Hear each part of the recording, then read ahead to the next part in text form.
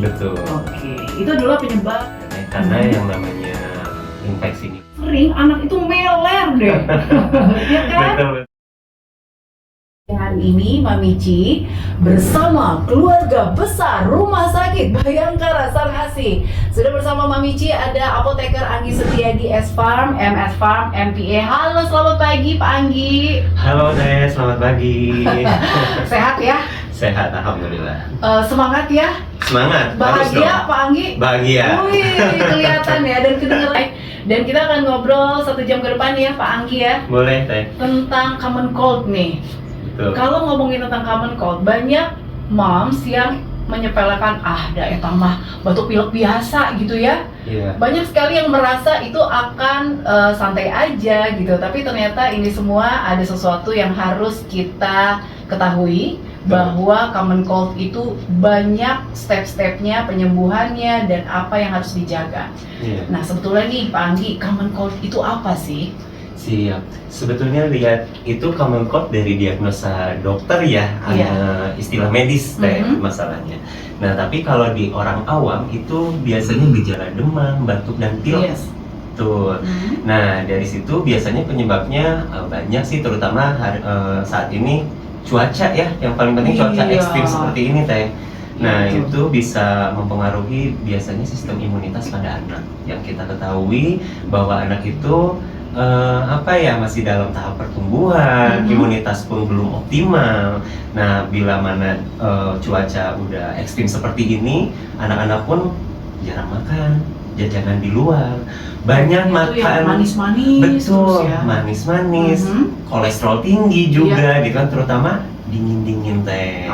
Nah, masalahnya dingin-dingin ini bisa mengakibatkan peradangan di sistem saluran napas, terutama saluran napas yang atas. Nah, itu biasanya sekarang penyebabnya ini nih, penyebab yang paling sering terjadi ini kan anak-anak ya. Betul.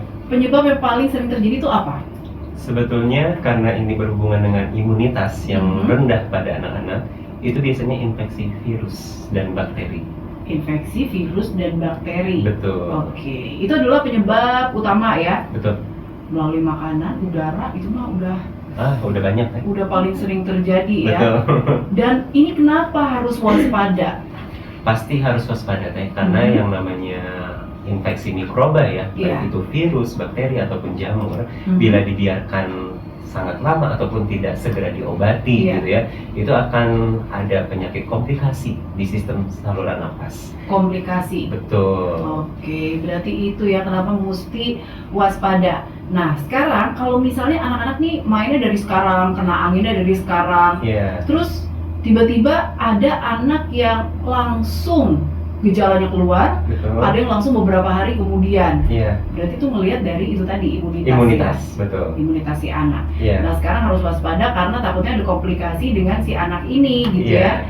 Dengan bawaan yang ada di dalam tubuhnya. Nah, sekarang pengen tanya juga nih, usaha apa sih dari Mami dan Papi supaya anak-anak itu terhindar dari gejala flu? Soalnya Pak Anggi paling sering anak itu meler deh. Ya kan? Betul Teh. Siap. Jadi usaha apa sih yang memang kita harus perhatikan pada anak-anak supaya terhindar ya dari common cold ini atau gejala flu seperti ini? Kesatu sih makan yang teratur. Karena emang makanan itu nutrisi yang sangat baik untuk imunitas tadi, supaya tetap steady state atau aman lah si imunitasnya di dalam tubuh anak. Kedua, banyak minum air putih karena asupan cairan itu perlu. Kalau misalnya tiba-tiba panas gitu ya, itu kan ada tanda-tanda kalau misalnya manusia kurang minum itu atau anak gitu ya, bisa dehidrasi Teh. Nah, salah satu dehidrasi ini imunitas bisa berkurang juga.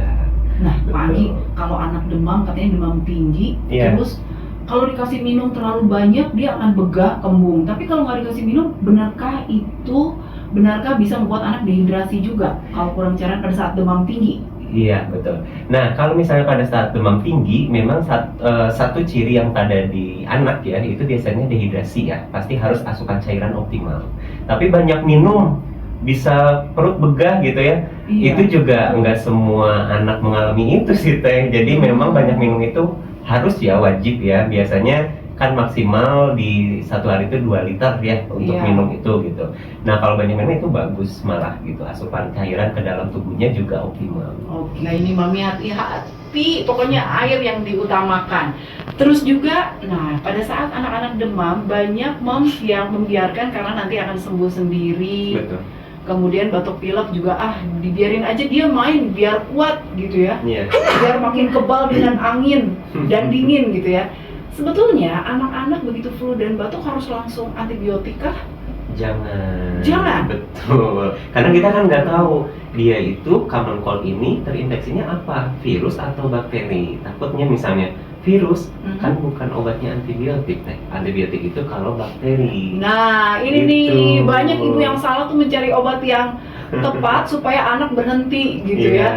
Baru aja haciu sekali langsung dibawa ke UGD gitu, saking gugupnya atau segalanya gitu. Padahal antibiotik itu tidak tepat. Betul, biasanya antibiotik itu diperlukan kalau misalnya dari common cold berujung menjadi bronkitis kah yang menginfeksi saluran napas atas. Biasanya bakterinya pneumonia, iya kalau berkelanjutan. Tapi kalau enggak, itu kan biasanya penyebabnya virus influenza ya Teh ya. Itu sebetulnya awal nggak usah diobatin dulu, tadi aja makan yang cukup, cairan banyak, istirahat yang cukup untuk meningkatkan imunitas. Jadi nggak perlu antibiotik. Iya ya, sebetulnya antibiotik itu karena Mami itu pengen cepet gitu dari sananya Maya, pengen tapi kan nggak efektif juga Teh ya. Tidak efektif. Betul. Nah itu Mam, jadi kita harus tahu dulu paham gejalanya ini sumbernya dari mana. Kalau dari virus tidak tepat pemberian. Jadi apa pertolongan pertama pada saat anak tiba-tiba menggigil, panas tinggi, apa yang harus dilakukan? Oke, sebetulnya ini ada dua ya, dengan obat ataupun dengan tidak dengan obat. Kalau dengan obat mungkin orang tua moms bisa menyediakan paracetamol suppositoria bentuk tablet yang akan dimasukkan lewat anus duburnya anak-anak Teh. Kalau itu sudah? Yang dipersiapkan di rumah. Kalau misalnya memang terjadi stek, itu pertolongan pertama. Tapi alangkah baiknya kan tidak obat dulu ya. Kalau misalnya memang masih awal, itu dibawa ke tempat udara yang memang banyak aja. Jadi jangan dikerubun. Jadi langsung ke area luas, betul gitu. Biar anak juga ini ya oksigennya ya. Betul, asupan oksigennya optimal. Oke, jadi jangan langsung di bahasa Jermannya mah dikurebeng ya. Iya betul. Ditutup gitu ya, saking melindunginya ternyata itu kurang tepat juga ya. Nah ini juga Mami, biasanya ibu muda itu saking ketakutan anaknya gimana udah sakit panas diselimutin, dikasih topi, dikasih kaos kaki. Jangan ya Teh ya. Jangan ya ya. Karena anak-anak tetap butuh oksigen yang cukup, kemudian juga sirkulasi udara di ruangan dan cairan mungkin ya Pak Andi. Ya, sebetulnya pas saat dia dikejang tuh bawa aja dulu ke ruangan yang luas, udaranya cukup, biarkan aja dulu.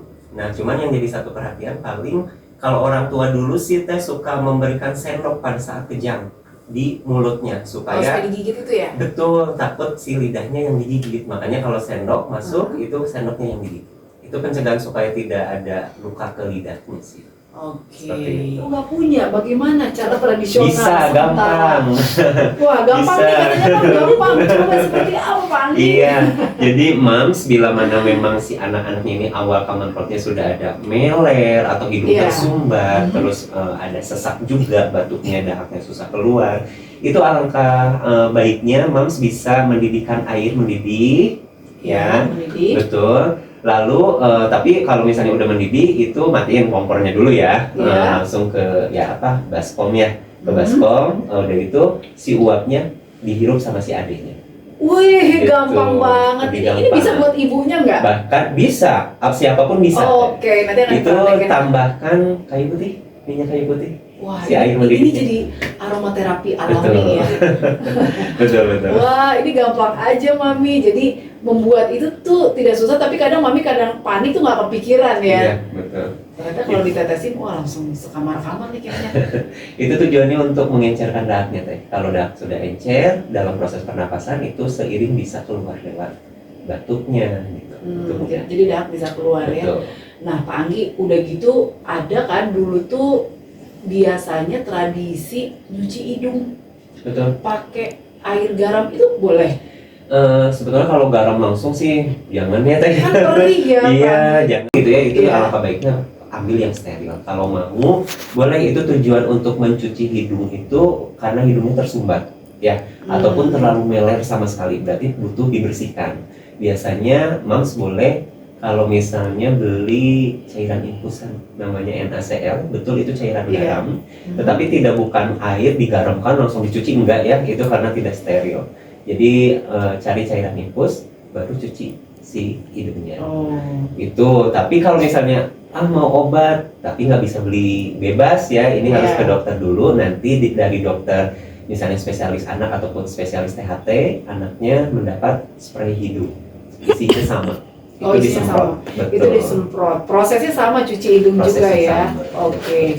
Itu tuh supaya apa sih? Supaya melernya keluar, supaya hidung kita lembab atau gimana? Ya, itu untuk membersihkan teh. Biasanya ada keluhan hidung tersumbat, itu jadi sesak kan, karena memang proses pernapasan tidak optimal. Makanya itu dokter memberikan itu biasanya. Ataupun kayak waktu COVID nih, bersin-bersin terus gitu kan, meler.